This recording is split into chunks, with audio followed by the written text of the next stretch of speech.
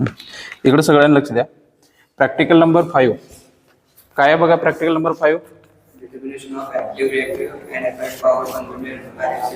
हा RL series सर्किटमध्ये आपल्याला पॉवर कॅल्क्युलेशन करायचं. कुठलं पॉवर कॅल्क्युलेशन करायचं आहे. ऍक्टिव्ह पॉवर, अपॅरंट पॉवर आणि रिॲक्टिव्ह पॉवर. ऍक्टिव्ह, रिॲक्टिव्ह आणि अपॅरंट पॉवर 3 पॉवर आपल्याला कॅल्क्युलेशन करायचं आहे. आणि ते कॅल्क्युलेशन करण्यासाठी आपल्याला काय काय इन्स्ट्रुमेंट लागतात त्या सगळ्या गोष्टी इथं आहेत बघा. सर्किट डायग्राम बघा सगळ्यांनी. सर्किट डायग्राम बघा. सर्किट डायग्राम मध्ये पहिला स्टार्टिंगला काय दिलेत. 230 व्होल्ट सप्लाय. आपली सप्लाय इथे येतोय किती 230. तिथे AC आणि DC कन्वर्ट करण्यासाठी आपल्याला रेक्टिफायर युनिट आहे. पण आपल्याला सध्याला काय लागणार आहे. AC लागणार आहे. AC किती लागणार आहे. सिंगल पेज लागणार आहे. त्यामुळे आपण 3 पेज व्हॅरिएक आहे. त्याच्यामध्ये आपल्याला सिंगल पेज 230 व्होल्ट लागतं. तेवढं व्होल्टेज देण्यासाठी आपल्याला इन्स्ट्रुमेंट इथं अवेलेबल आहे. ओके. इकडे या सगळे. इकडे या. बघा 1 नंबरला काय सांगते 230 व्होल्ट सप्लाय. इथं 230 व्होल्ट सप्लाय देण्यासाठी आपण 3 पेज व्हॅरिएक ठेवलं. त्याच्यानंतर काय सांगते व्होल्टमीटर जोडायला सांगितले. अक्रॉस मध्ये आपण स्टार्टिंगला किती व्होल्टेज येतो ते बघण्यासाठी. बघा हे आपल्याला व्होल्टेज मोजण्यासाठी बघा मल्टीमीटर आहे. आपण त्याच्यामधनं व्होल्टेज मोजतोय. ते कसं जोडायचं आहे. Positive to positive, negative to negative. का आपण देणारा पहिला प्रायमरी जे व्होल्टेज आहे ते व्होल्टेज तिथं आपल्याला मोजून घ्यायचं आहे. ओके. त्याच्यानंतर व्होल्टमीटर जोडल्यानंतर पुढे काय दिलेत बघा. सर्किट डायग्राम मध्ये ॲमीटर जोडलेत. कसं जोडलेत. ॲमीटरला जे आपलं हे बघा RYB 3 पेजेस असतात. सिंगल पेज साठी आपण एकच पेज घेतो बरोबर आहे. हे जे 3 पेज व्हॅरिएक आहे ह्या 3 पेज व्हॅरिएक साठी इथं RYB 3 पेजेस आहेत. जे पेजेस आपण घेणार आहे पॉझिटिव्ह. पहिला स्टार्टिंगला कुठं जाते बघा एमीटरचा पॉझिटिव्हला. हे बघा हे वायर कुठे गेले एमीटरचा पॉझिटिव्हला. येतं लक्षात. एमीटरच्या पॉझिटिव्हला गेल्यानंतर सर्किट डायग्राम मध्ये एचं पॉझिटिव्हला गेलं. तिथनं पुढं ए पासून कुठे गेले एमला. बघा एमीटरचा हा निगेटिव्हचा फेज वॅट मीटरचा एमला. हे बघा एमीटरचा निगेटिव्ह वॅट मीटरचा एम. वॅट मीटर मध्ये तुम्हाला माहिती आहे ना काय काय असते. MLCV मेन, लाईन, कॉमन आणि व्होल्टेज. ओके. हे कुठं गेलं आपल्याला एमला. सर्किट डायग्राम मध्ये एमीटरचा निगेटिव्ह एमला गेला. आता एम पासून जे एल आहे एम पासून एल जो आहे ते इंटरनल कनेक्ट असतो कुठं वॅट मीटरच्या आतल्या बाजू. त्याच्यानंतर एम पासून खाली कुठे गेले सी ला कॉमनला. आपण एम पासून सी ला कनेक्ट केलं. ते दिसत नसेल तर इकडे येऊन बघा. इकडे या बघून घ्या सर्किट. हे बघा वॅट मीटर मध्ये एम. हे बघा एम कुठं आलं हे एमीटरचा निगेटिव्ह एमला आला. एम पासून कॉमनला आपण काय केलं शॉर्ट केलं. जसं सर्किट डायग्राम मध्ये आहे तसं बघा. एम पासून सी ला काय केले आपण एम पासून सी ला शॉर्ट केले.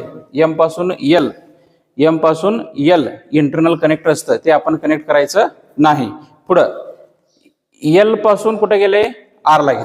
बघा हे एलचं टर्मिनल काढलं कुठे गेले हे म्हणजे रेजिस्टिव्ह लोड मध्ये हे 3 पेज रेजिस्टिव्ह लोड आहे. त्याच्यामध्ये आपण काय करतोय RYB 3 पेजेस आहे. इथं आपण Y पेजेस वापरलोय म्हणून काय करतोय तिकडे आपण वायचा पॉझिटिव्ह आपण वापरलं बरोबर आहे. कुठे गेलं एल पासून आर ला आर लोडला. आणि आर लोडचा निगेटिव्ह कुठं जातोय आर लोडच्या निगेटिव्ह एल लोडच्या पॉझिटिव्हला. नंतर एल लोडचा निगेटिव्ह कुठं जाते आपलं टर्मिनलच्या निगेटिव्हला. हे बघा टर्मिनलचा निगेटिव्हला 3 पेज व्हॅरिएकचा निगेटिव्हला. ह्याच्यासोबत अजून एक कनेक्शन राहतोय कुठलं बघा MLC झाला. फी कुठं वापरलोय का आपण नाही. म्हणून वॅट मीटरचा 300 जो व्होल्ट आपण वापरतोय 300च का वापरला. 150 व्होल्ट आहे 300 आहे आणि 600 आहे. आपण का 300च का वापरला येतं लक्षात. आपण कुठला अभ्यास करतोय सिंगल पेज. सिंगल पेजला व्होल्ट किती असतोय 230 व्होल्ट असते. येतं लक्षात. 230 व्होल्ट पेक्षा कमी पाहिजे म्हणून आपण 300 वापरलं. जर 3 पेज असेल तर आपण किती वापरला असता. 3 पेजला किती असते व्होल्टेज 440. मग आपण 300 वापरून चालतं का तिथं नाही, म्हणून तिथं काय करायचं 600 वापरायचं. आता सध्याला सिंगल पेज आपण काय करतोय 300 व्होल्ट तिथं वापरतोय. येतं का लक्षात सगळ्यांना? चला, कनेक्शन सगळ्यांना कळालं? तिकडं थांबा, आपण रिडिंग घेऊया. आता रिडिंग मध्ये काय सांगितलं बघा, हे सगळं इन्स्ट्रुमेंट लक्षात आलं, सर्किट डायग्राम लक्षात आलं. आता आपलं काय काय रिडिंग घ्यायचं आहे, सप्लाय व्होल्टेज. सप्लाय व्होल्टेज आपलं कुठं दिसणार, 3 फेज व्हॅरिएक मधनं आपण जे व्होल्टेज देतो हे आपल्याला सप्लाय व्होल्टेज इथं आपल्याला ब्लिंक होतं, आपल्याला दिसतोय इथं, बरोबर. त्याच्यानंतर एमिटर जोडले, आपल्याला करंट मिळतोय. त्याच्यानंतर काय सांगितलंय, पॉवर वॅट मध्ये काय घ्यायचं, पुढं पॉवर. 3च रिडिंग आपल्याला घ्यायचं. कुठलं, एक व्होल्टेजचं रिडिंग, एक करंटचं रिडिंग आणि एक पॉवरचं रिडिंग. ते 3 वेगवेगळ्या व्होल्टेज सप्लाय देऊन आपल्याला ते रिडिंग घ्यायचं आहे. येतं लक्षात? ते सगळ्यांपैकी एक कोणतरी लिहून घ्या. काय करूया आपण, स्टार्टिंगला व्होल्टेज आता डायरेक्ट आपण वाढवू शकतोय का? नाही वाढवू शकत, कारण आपलं सप्लाय अजून ऑफ आहे. तर सप्लाय ऑन कर. काय केलं इथं, ऑन केलं. आता आपण व्होल्टेज काय करू शकतोय, वाढवू शकतो. तिकडे येऊन बघा, एकटा नाही व्होल्टेज वाढलेलं, तिकडे येऊन बघा. बघा, पहिला रिडिंग आपल्याला कितीला घ्यायचं आहे, 100. कितीला घ्यायचं आहे, 100. बघा, 84 100 व्होल्ट सध्याला आपण सप्लाय व्होल्टेज दिलं, बरोबर. 100 व्होल्ट दिल्यानंतर आपल्याला रजिस्टर लोड मध्ये इकडे किती बघा, पाठीमागे किती बल्ब लागलेत बघा, 2. आपण काय केलं, इथं 2 लोड रजिस्टरला दिलोय. हे अक्रॉस मध्ये व्होल्ट मीटर जोडायचं सध्याचं प्रॅक्टिकलला गरज नाहीये, परंतु आपण रजिस्टर लोड मध्ये किती व्होल्टेज खाते आपण आपल्या कन्फर्मेशन साठी ते जोडून घेतले. येतं लक्षात? व्होल्टेज काय करावं लागते, बॅलन्स करावं लागते. इकडे किती जाते, इकडे किती जाते, आपल्याला ते प्रत्यक्षात दिसायला पाहिजे, म्हणून आपण काय घेतलं, तिकडं लोड घेतला. इथं व्होल्ट मीटर जे आहे, इथं आपल्याला सध्याला किती लोड चालू आहे, तिकडं पाठीमागं 2 लोड चालू आहेत. बघा, त्याच्यामध्ये रिडिंग काय घ्यायचं, पहिला 1 नंबरला 100 व्होल्ट आपण सप्लाय दिलो. काय घ्यायचं, 100 व्होल्ट सप्लाय दिला. त्यावेळी आपल्याला करंट आहे 1 एम्पियर घ्या. 1 एम्पियर करंट, 0.8 करा, 1 एम्पियर करू नका, 0.8 एम्पियर. आणि त्यावेळी आपल्याला पॉवर फॅक्टर घ्या, पॉवर 10 वॅट, 10. ओके. बघा, हा पहिला रिडिंग. दुसरं रिडिंग घ्या 150चा. बल्ब जास्त होते का नाहीत बघा तिकडं, वाढले व्होल्टेज, 150.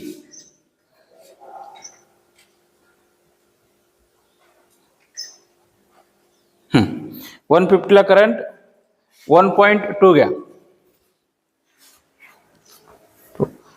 आणि वॅट 30 झालं. Second reading. Third reading.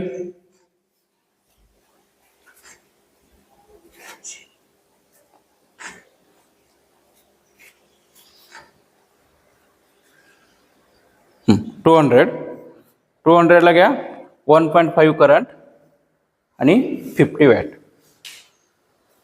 घेतलं. पेनानं वापरत जावा.